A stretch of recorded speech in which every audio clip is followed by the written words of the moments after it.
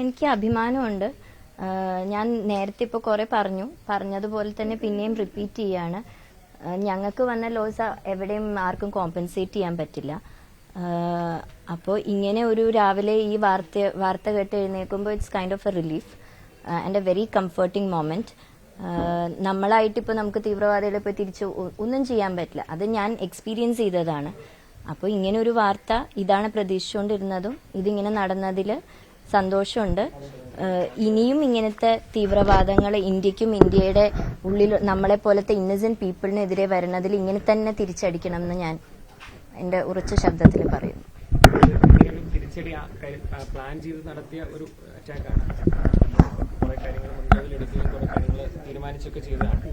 ഒരു strategic movement ആണ് നടന്നിരിക്കുന്നത്. ഒരു പൗര എന്നതിനപ്പുറം എന്താണ് പറയാനുള്ളത്?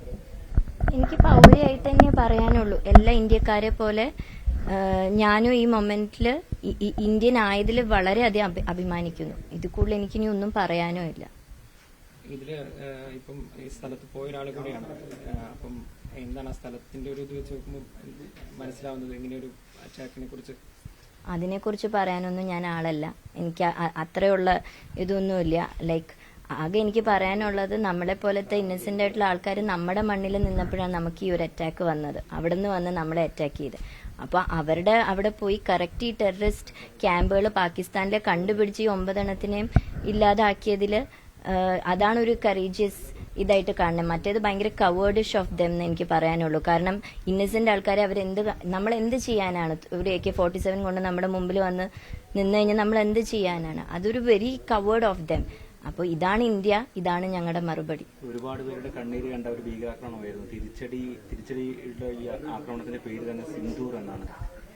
അങ്ങനൊരു അതെ, ഇതിലും ആപ്റ്റ് ആയിട്ടുള്ള പേര് ഇനി ഇല്ല. അപ്പൊ ആ പേര് സെലക്ട് ചെയ്തവർക്കും, കാരണം പല എന്റെ അമ്മ അടക്കമുള്ള ഭാര്യമാരുടെ സിന്ദൂരം മാറ്റിയ ഈ ഒരു തീവ്രവാദം എന്നെ പോലെ പല മക്കളുടെ മുമ്പിൽ വെച്ച്, ആൺമക്കളായാലും പെൺമക്കളായാലും മക്കളുടെ മുമ്പിൽ വെച്ച് അച്ഛനെ കൊന്ന, അല്ലെങ്കിൽ സഹോദരിയുടെ മുമ്പിൽ വെച്ച് സഹോദരനെ കൊന്ന ഈ തീവ്രവാദത്തിന് ഇതിൽ പരം ഈ ഒരു ഓപ്പറേഷന് ഇത്രയും ഇതിനേക്കാൾ ആപ്റ്റ് ആയിട്ടുള്ള ഒരു നെയിം ഇല്ല എന്നാണ് എനിക്കും തോന്നുന്നത്. So big salute for that who have done this operation, and big thank you to the government, the Prime Minister and the army people who have been working for it and behind it and working continuously forward. ഇവിടെ കേന്ദ്ര സർക്കാർ പ്രതിനിധികൾക്ക് ഒരു ഉറപ്പ് നൽകിയിട്ടുണ്ടായിരുന്നു. രാജ്യത്തിനും പ്രധാനമന്ത്രി എല്ലാവരും ഉറപ്പ്, irrespective of the political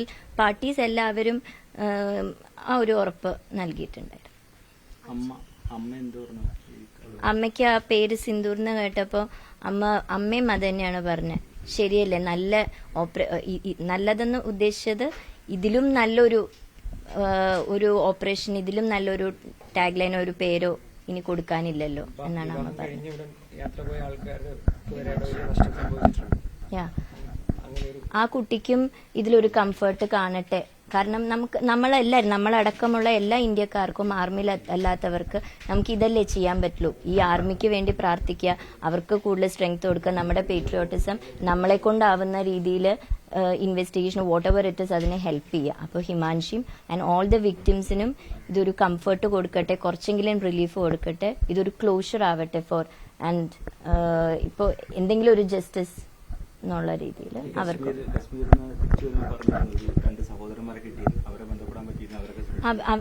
അവരെ ഞാൻ ഇപ്പൊ ബന്ധപ്പെട്ടിട്ടില്ല. ഞാൻ രാവിലെ ഇപ്പോ ഇതിന്റെ ഇതിലായിരുന്നു. ഞാൻ കുറച്ച് കഴിയുമ്പോൾ അവരെ വിളിച്ചു നോക്കുക, മെസ്സേജ് അയക്കുകയും ചെയ്യുന്നു. സംസ്ഥാനം കശ്മീരിൽ വലിയൊരു അങ്കലാപ്പുണ്ട്. തിരിച്ചടി ഉണ്ടാവുമോ എന്ന കാര്യത്തിലൊക്കെ അവിടുത്തെ സാധാരണ ജനങ്ങളെ കണ്ട സ്ഥലം കൂടിയാണല്ലോ. അപ്പം അതെനിക്ക് അറിയില്ല. നമ്മളിപ്പോ നമ്മുടെ സുരക്ഷിക്കണം മീൻസ് സെക്യൂരിറ്റി തരുന്ന പോലെ അവിടെയും ശ്രീനഗറിൽ ക്യാപിറ്റലിൽ ഇഷ്ടം പോലെ 110 മീറ്റർ അടുപ്പിച്ച ആർമി വണ്ടികളുമായിരുന്നു ടൗണിലൊക്കെ എല്ലായിടത്തും.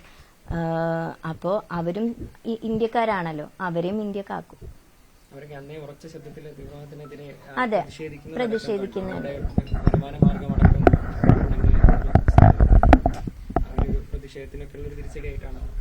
അതെ, അവരെ നമ്മൾ വേറെ ആയിട്ട് കാണണ്ടല്ലോ.